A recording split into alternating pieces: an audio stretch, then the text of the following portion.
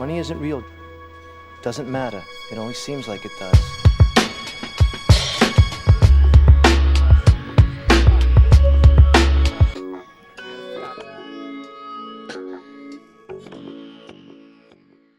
The Celtics.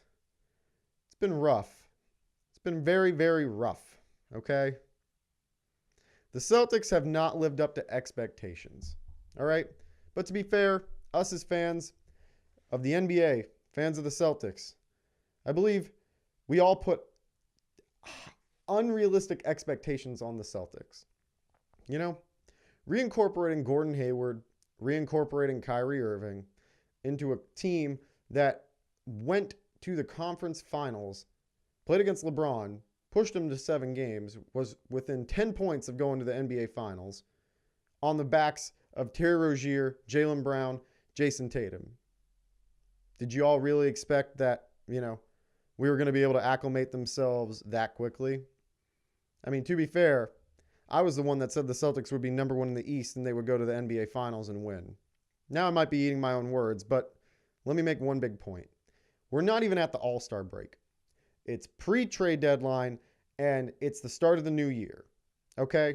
We have a long season ahead of us, not to mention the playoffs. Sure, seeding matters, but we need all the time we can get, and I am fine with it.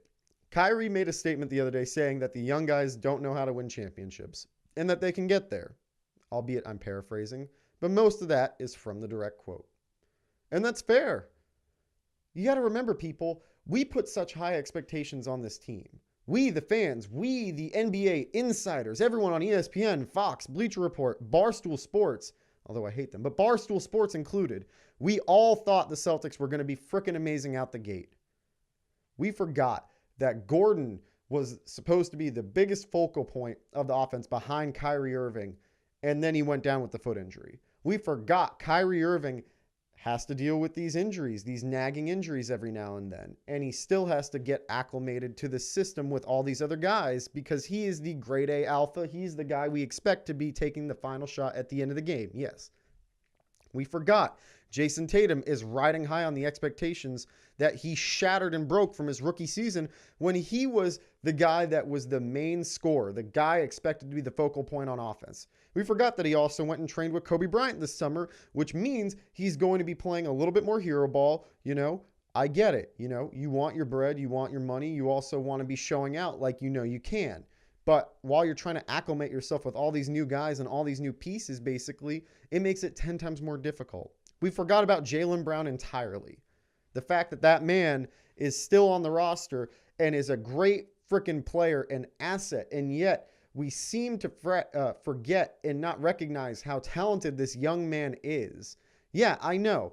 He's been a little bit of a liability here and there, but wouldn't you be if you were used to getting X amount of time, X amount of touches from last season, and now you're basically the 4th or 5th on the totem pole?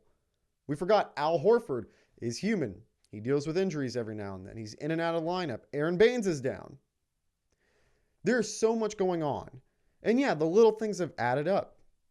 The Celtics are still 4th in defensive rating. I'm reading it right here. 4th in defensive rating. Yeah, I mean, as much as that slightly stunned me, I'm still reminded by the fact that we have Marcus Smart. We have guards like Terry Rozier. We have Jaylen Brown. We have guys that'll play defense. We are great defensively. But do we share the ball? No. Do we end up passing the ball at the right times? No.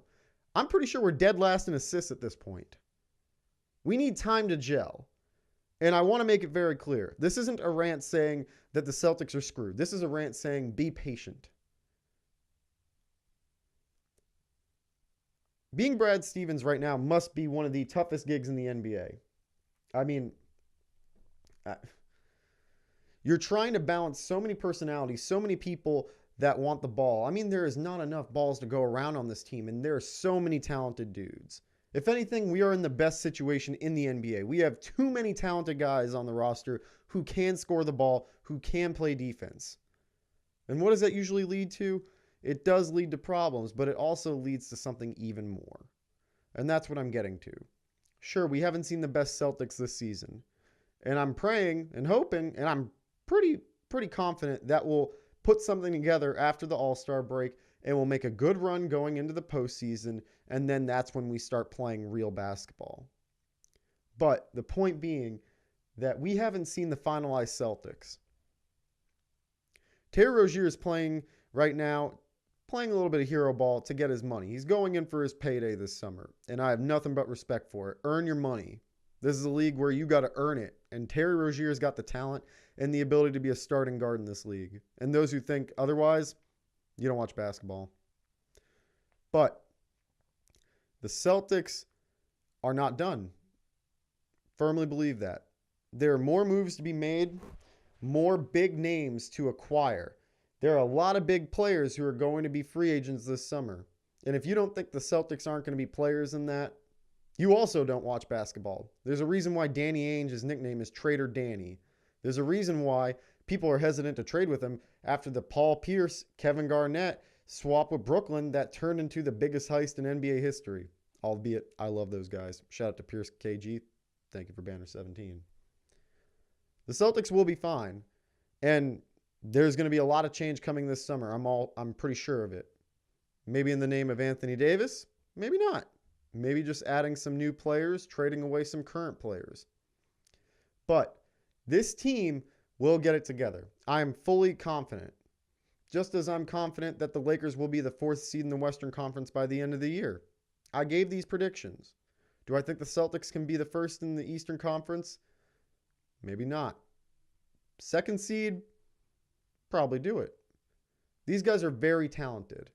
And it's a long season. 82 games is no small amount.